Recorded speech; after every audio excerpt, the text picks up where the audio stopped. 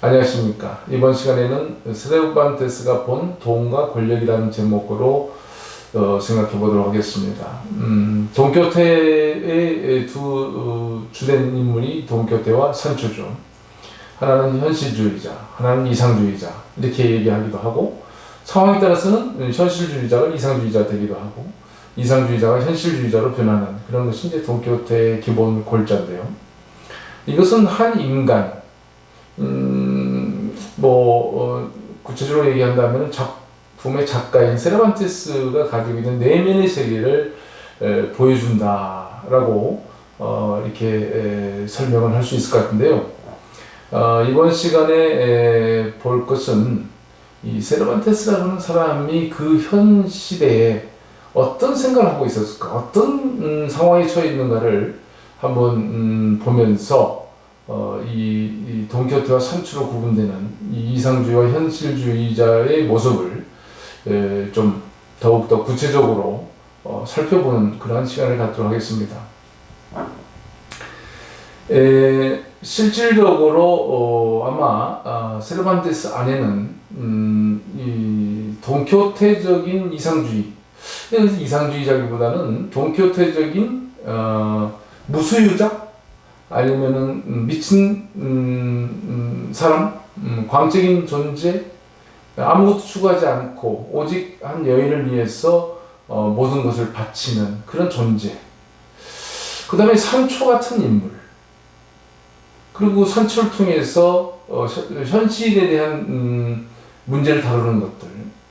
이런 것들은 작품에 쓰여진 시기를 감안해서 봤을 때는 세르반테스가 대단히 나름대로 좌절한 상태에서, 여기서 좌절이라는 것은 경제적인 좌절, 삶에 있어서의 좌절, 그 다음에 자기가 아메리카로 신대륙으로 가려고 했었지만 못 간 것에 대한 좌절, 이 모든 좌절된 모습을 작품 속에서 이 두 인물을 통해서 그려내고 있다.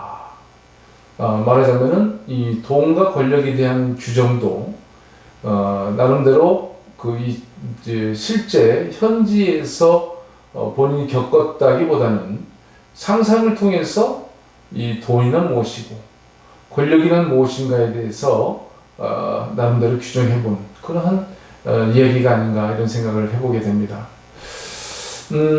사실 1492년까지로 돌아가야 되겠죠. 스페인 역사에서는.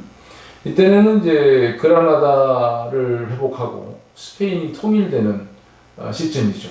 그라나다에서 이 이슬람 세력을 몰아낸 것이 1492년이었고, 그 다음에 동시에 아메리카 발견한 해이기도 하죠. 이 아메리카 발견, 그라나다 회복, 스페인 통일 과정에서 스페인은 대단한 종교 검열과 종교 재판이 이루어졌죠. 이 1478년부터 이거 1834년까지니까 수백 년 동안 이 종교 검열과 재판이 강하게 실행됐던 나라가 스페인이죠.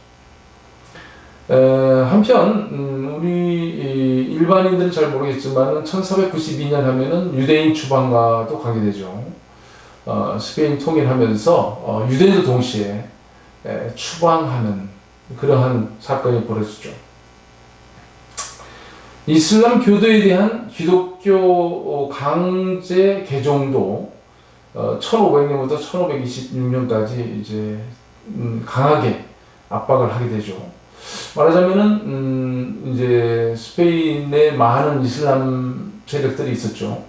처음에는 너무 많다 보니까 눈치를 보다가 점차 이제 왕권이 강화되면서 이제 공개적으로 개종을 해라 하는 그러한 이제 강압적인 이런 왕령이 발령이 되는 것이죠.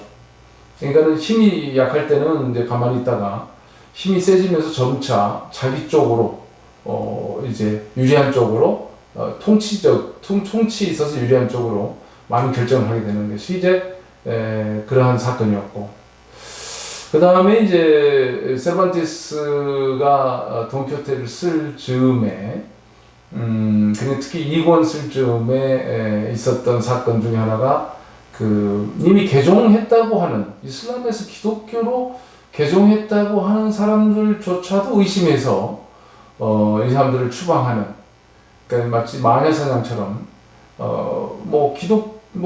고기를 돼지고기를 먹느냐 안 먹느니 이런 걸 따지면서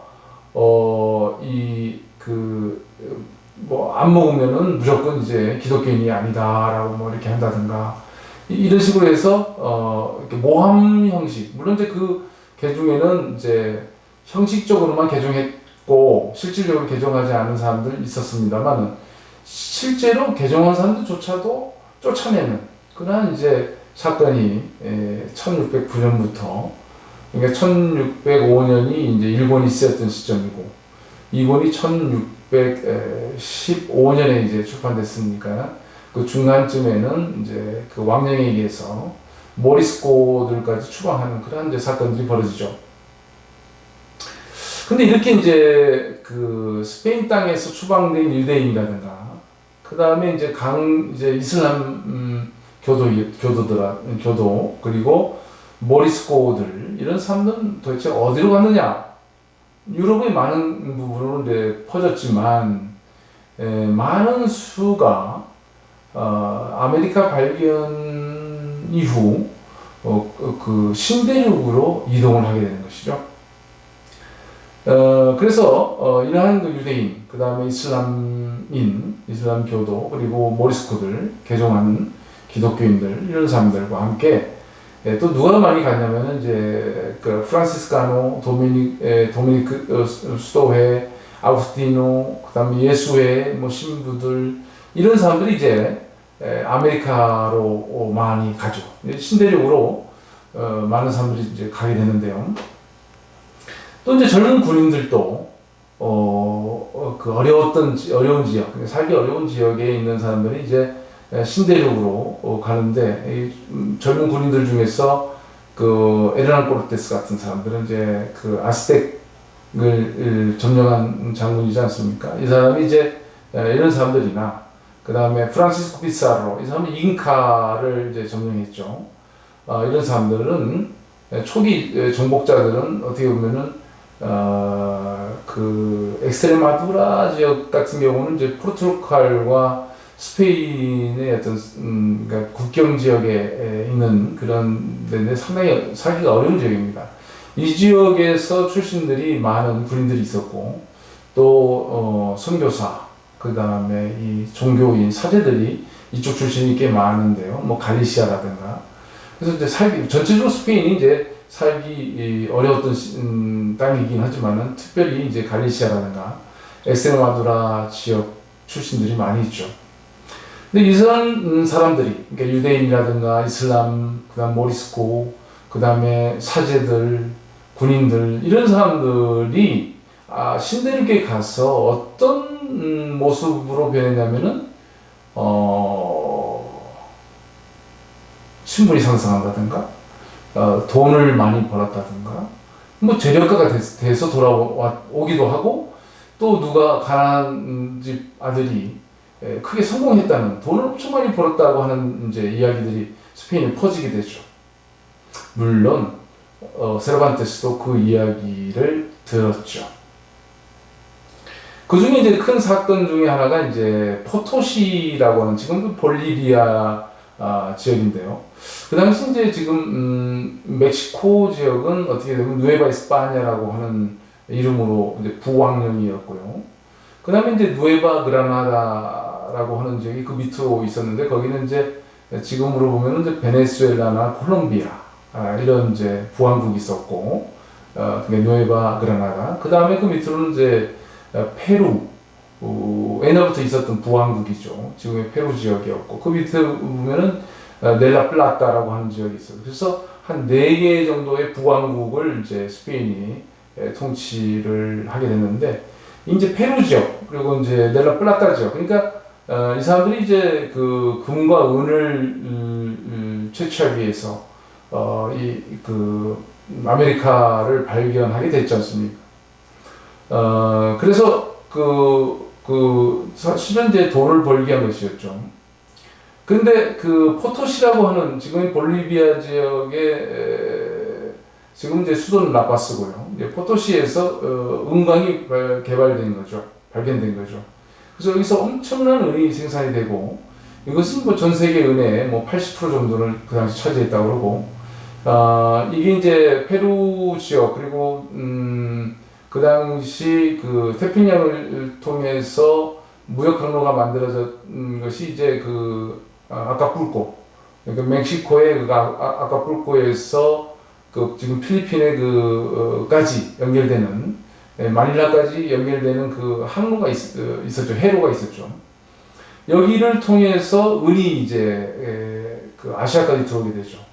그 당시 이제 중국에서는 뭐 명나라, 뭐 청나라로 연결됩니다만은 중국에서는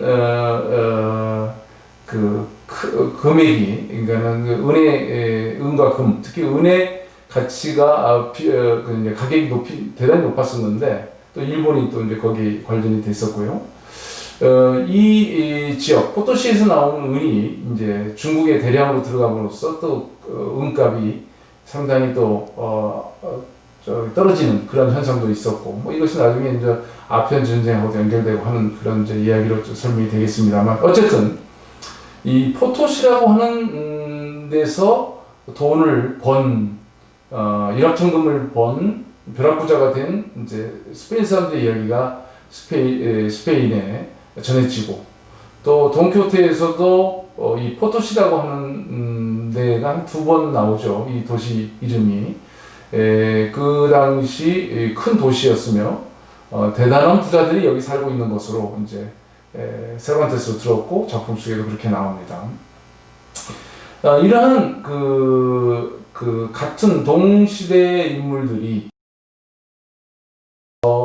아메리카에 가서 신분도 상승하고 돈을 번 이야기들이 아마 세르반테스한테는 크게 들렸을 텐데 그 레판토 해전에서 돌아오면서 이제 잡히게 됐죠. 그 바르셀로나 도착하기 전에 인질이 돼가지고 아르게리에 이제 거기서 감옥에서 몇 년을 보내게 됐는데 보내고 나서 스페인에 어렵게 들어오게 되죠.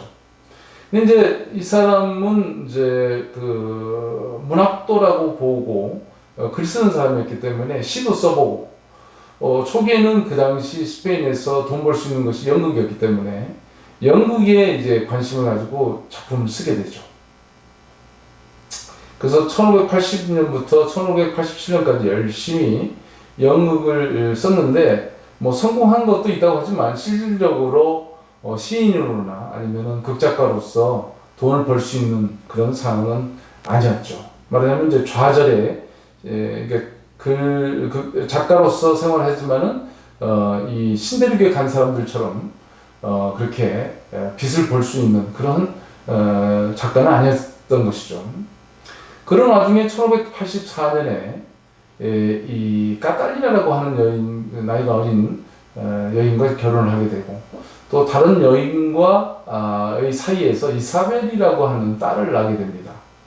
그게 이제 경제적으로 상당히 어려웠고 결혼까지 하게 되고 물론 이제 그 알제리에서 돌아와서 새로운 삶을 살고자 글을 썼지만 그리고 또 결혼도 했지만 이 모든 게 이 어려움에서 벗어날 수 있는 그러한 어떤 기회가 되지 않았던 것이죠. 오히려 점점 더 경제적으로 어려운 상황에 빠지게 되고 또 뭐 불행한 일들도 많이 겪게 되죠. 그러다 보니까 이제 글쟁이로서는 이제 성공할 수 없다 생각했었을 겁니다.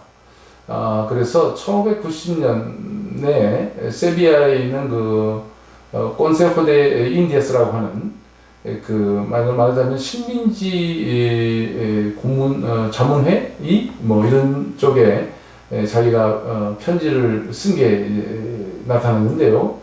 거기 보면 이제 지금 멕시코 지역의 코노스코 지역에 자기가 통치자를 한번 가고 싶다 보내달라 하고 또 누에바그라나다의 지금도 콜롬비아 지역이죠. 거기에 이제 또 회계 책임자로 보내달라 하는 편지. 그 다음에 이제 역시 콜롬비아 지역인 카르타헤나 지역에 이제 어떤 대선단의 어떤 회계 책임자를 보내달라. 또는 아까 얘기하는 포토시가 있는 볼리비아의 라파스, 지금 수도죠. 거기에 시장으로 나를 보내달라 하는 그런 호소문을 또는 편지를 썼지만 이게 모두 좌절됩니다. 그러니까 1580년부터 1590년 사이에 많은 변화를 하려고 했었죠. 작가로서 했지만 실패했고, 그 실패한 상황에서 결혼도 하고, 그리고 그래서 신대륙에 가서 다른 친구들처럼, 다른 사람들처럼 자기도 뭔가 통치도 하고 싶고, 또 뭔가 돈을 벌고 싶은 마음이 아마 세르반테스는 간절했을 겁니다. 그러나 이거 모든 게 다 좌절되고 실패가 된 상황에서 사실은 돈키호테 쓰는 것조차도 이렇게 시니컬하게 냉소적으로 썼다고 봐야 됩니다. 그러니까 힘을 빼고 뭔가 뭔가 성공해야 되겠다, 글로 뭐 이런 것을 옛날에 가지고 있었다면은 그러한 목적보다는 아주 자포자기 상태에서 그냥 기사 소설에 대한 비난의 글을 이상한 광적인 미친 기사를 등장시켜 가지고 작품을 하나 써본 거죠. 그것이 성공을 했는데 뭐 베스트셀러가 됐으니까 성공했지만 경제적으로 크게 이익은 보지 못했지만 말입니다. 어쨌든 세르반테스라고 하는 인물은 이런 돈키호테라고 하는 인물과 산초를 통해서 자기가 생각했던 세계를 작품 속에 그려봤다고 생각하면 될 것 같습니다. 한편으로는 돈키호테와 같이 모든 걸 자포자기한 인물, 그리고 전혀 현실적이지 않은 존재, 그걸로서의 세르반테스 한 단면이 있고요. 한편으로는 이 산초라는 인물을 통해서 산초는 이 권력을 원했죠. 통치하고자 했고, 또 뭐 돈과 이것도 원했던 것이니까 현실주의자이기도 하죠. 이런 산초의 모습을 통해서 이 세르반테스가 가지고 있었던 말하자면 세르반테스가 직접 카르타헤나라든가 아니면 소코누스코에 가서 아니면 라파스에 가서 시장을 한다든가 통치자 했으면 뭔가 다른 어떤 권력에 대한 정의가 내려졌을 텐데 그렇지 못하고 이 글 쓰면서 권력이란 무엇인가, 또 돈이란 무엇인가에 대한 나름대로의 어떤 자의적인 해석을 내린 건 아닌가 생각이 듭니다. 알다시피 권력에 대한 권력과 명예에 대한 얘기는 자기 그릇에 맞지 않은 권력과 명예는 오히려 자기를 불행하게 만든다라고 하는 그런 산초의 이야기죠. 산초가 바라달의 섬에 나와가지고 당나귀를 껴안고 한 소리가 그거죠. 너를 내가 이렇게 밥을 주고 그 다음에 수선이나 하고 마구를 수선하고 챙기고 하는 그 사소한 것이 행복했었다. 그런데 내가 욕심을 내고 이 권력에 취하는 순간 나는 불행에 빠지게 됐고 불안하기만 했다 하는 이게 권력에 대한 어떤 정의.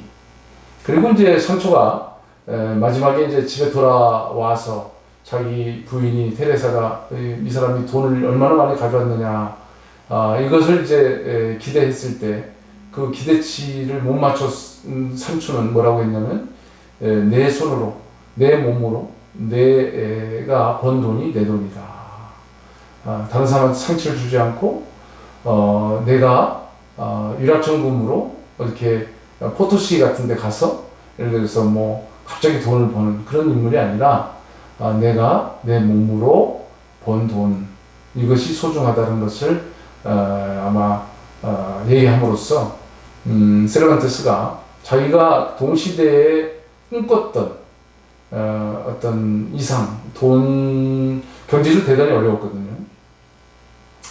그렇기 때문에 성공하고도 싶었고, 명예를 얻기도 싶었고, 또 돈을 벌고도 싶었지만 이 모든 게 다 이루어지지 못했죠.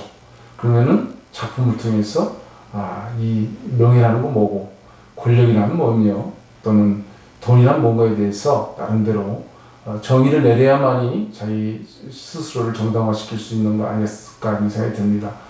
그래서 이 작품 속에 이 두 인물을 통해서 세르반테스는 이 돈이 무엇인가 그리고 권력이 무엇인가를 표현했음을 여러분들하고 함께 생각해 봤습니다. 감사합니다.